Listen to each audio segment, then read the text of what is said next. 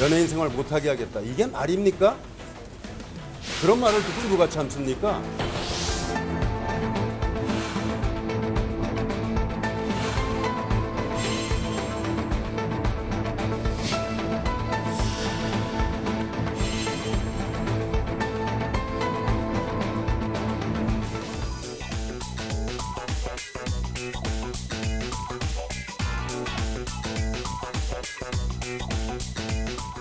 최영일 평론가, 임방글 변호사 자리했습니다. 오늘 첫 번째 주제 보겠습니다.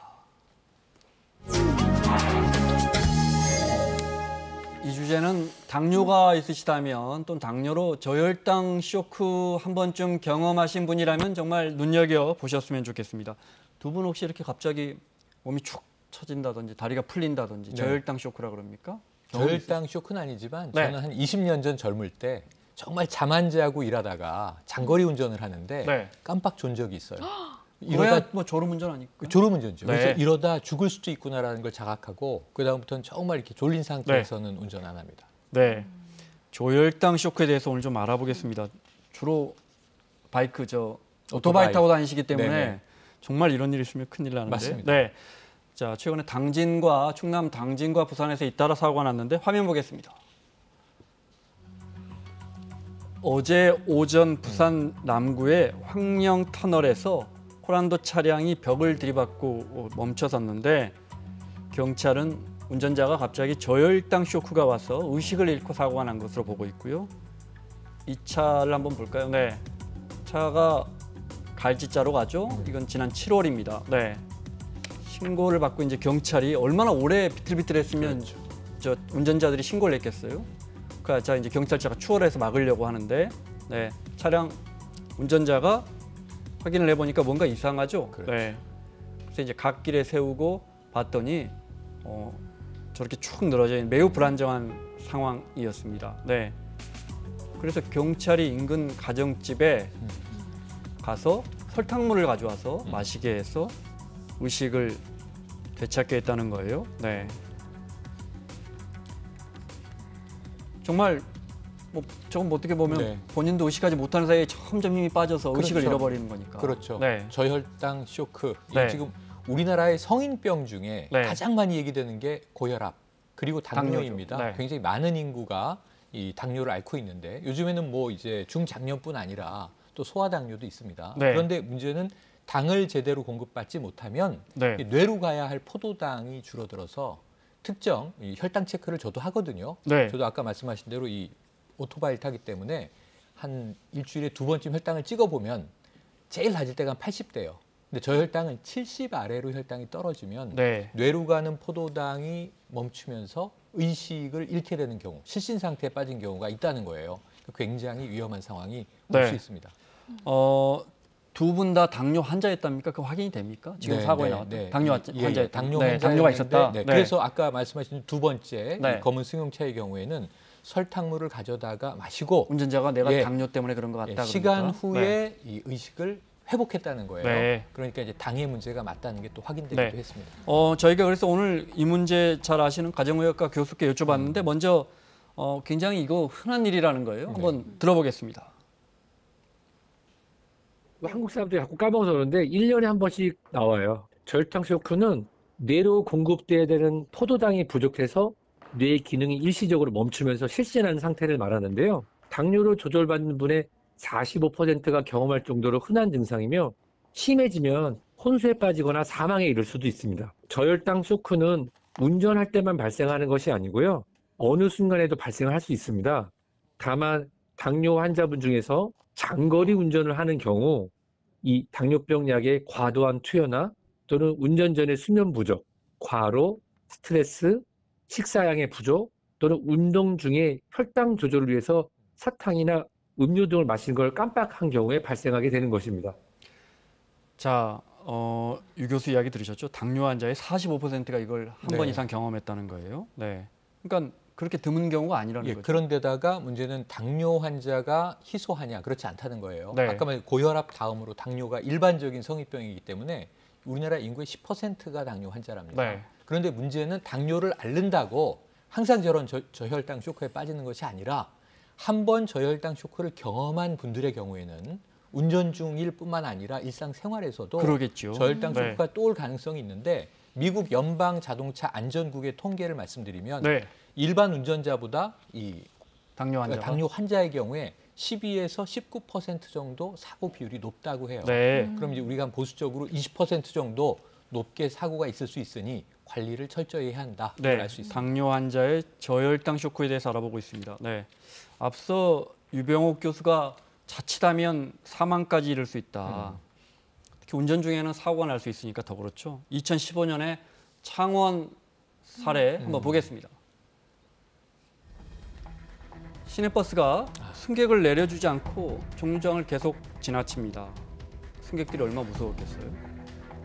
뭔가 저 사람은 정상이 아니라는 거 그거를 100% 느꼈죠. 그런데 더 이제 우리가 희열감을 넘긴 거는 그분은 기사분은 한마디 말을 안 했어요. 이거는 완전 납치다. 제가 가다가 쭉 섰다가 막 이런 식으로 뭔가가 이건 아니다 이런 생각이 들더라고요. 생명 위협을 느낀 건 말도 못해요. 승객들이 이제 모두 겁이 나서 내린 다음에도 이 위험한 운전이 계속됐습니다. 아슬아슬하게 중앙선을 넘어가고요, 버스가. 그러다가 네, 신호 대기 중이던 1톤 화물차를 그대로 들이받았습니다. 네. 이 사고로 1톤 화물차 운전자가 숨졌습니다. 아무 기억이 안 납니다. 우리 실로부터 기억을 못했어요. 제 혈당 증세가 온 게 그날 처음입니다. 이거 뭐 본인 사망이 아니고 심지어 화물차 화물차 운전자가 정지해 있던 화물차 네. 운전자가 숨졌어요. 우리가 앞에서 봤던 그 영상 두 개는 다행히 이게 큰 사고, 큰 인명피해는 그러니까요. 안 난 네. 사고인데요. 지금 방금 보신 2015년 창원에서 있었던 사고는 네. 이 저혈당 쇼크가 온 이 운전자 말고 신호 대기 중이었던 화물차 운전자가 사망한 굉장히 안타까운 사고였는데요. 네.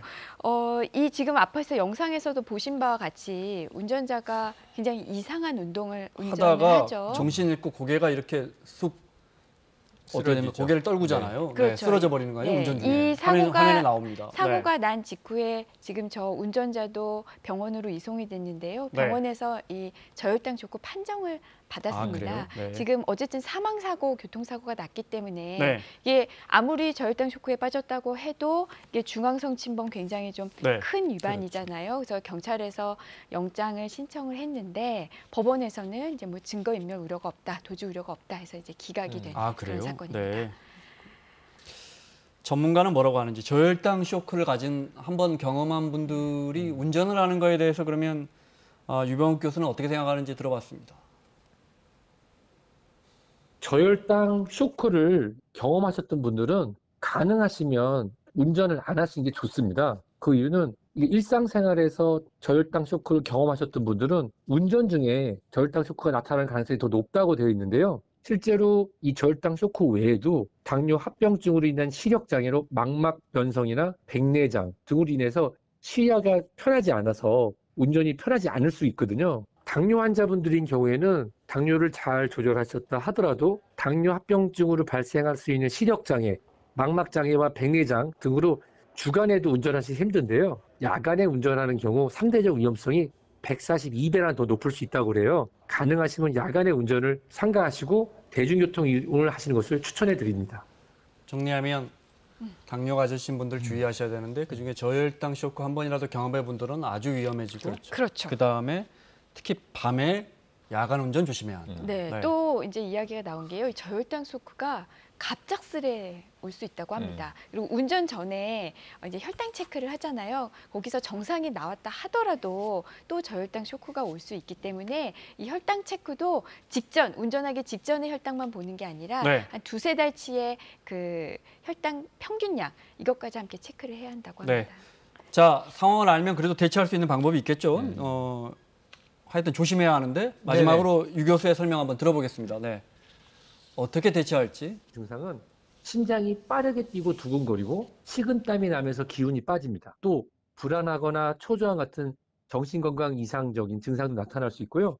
손발 저림이 생기고 졸음 또는 실신 등으로 나타날 수 있습니다. 사탕이나 과일 주스 등을 빠르게 섭취하는 게 중요한데요. 바로 갓길에 차를 세우고 안전판을 세우는 동시에 도움을 요청하는 것이 중요하고요. 사탕이나 과일 주스를 먹어서 일시적으로 당이 올라가더라도 다시 당이 떨어져서 쇼크가 올 수 있기 때문에 빠르게 병원에 방문하시는 게 가장 좋습니다.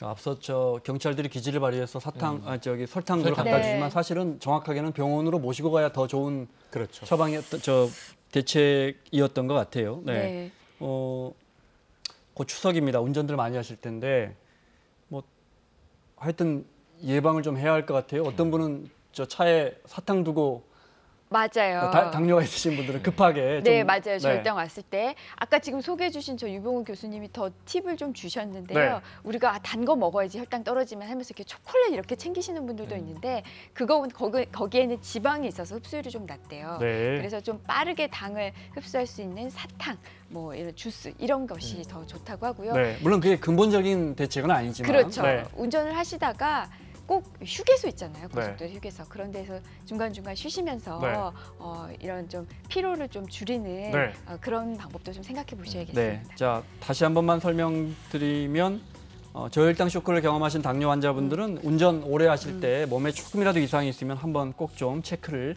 해보시면 좋겠습니다. 자, 최영일 평론가 임방글 변호사 함께하고 있습니다. 두 번째 주제 보겠습니다.